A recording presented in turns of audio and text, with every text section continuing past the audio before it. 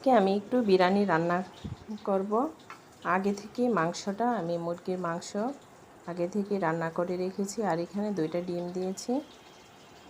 অল্প একটু বিরিয়ানি রান্না করব, তাই এখানে দিয়ে দিলাম পরিমাণ মতো তেল আর পেঁয়াজ কুচি। একটু বেরেস্তা করে নিব। আর এই তো একটু বেরেস্তা আমি উঠিয়ে রাখলাম, আর এখানে দিয়ে দিলাম চালগুলো একটু ভাজার জন্য। এখন আমি একটু চালগুলো ভেজে নিব। আর সাথে দিয়ে দিলাম একটু আদা বাটা আর পেঁয়াজ বাটা, আর পরিমাণ মতো লবণ দিয়ে দিলাম।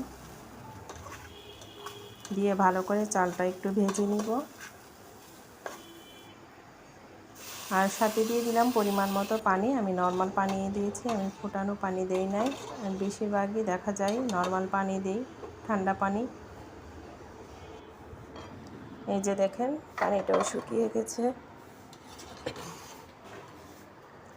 আর এখন ভালো করে নাড়াচাড়া দিয়ে দিলাম।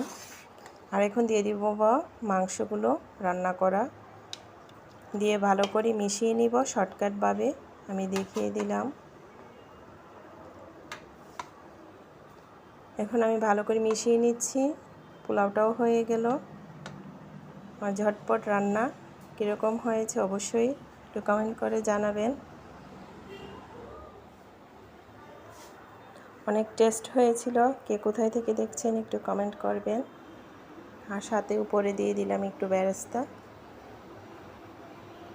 খেতেও দারুণ হয়েছে। বাচ্চাদের তো বিরিয়ানি অনেক পছন্দ। সবাই ভালো থাকবেন। আল্লাহ হাফেজ।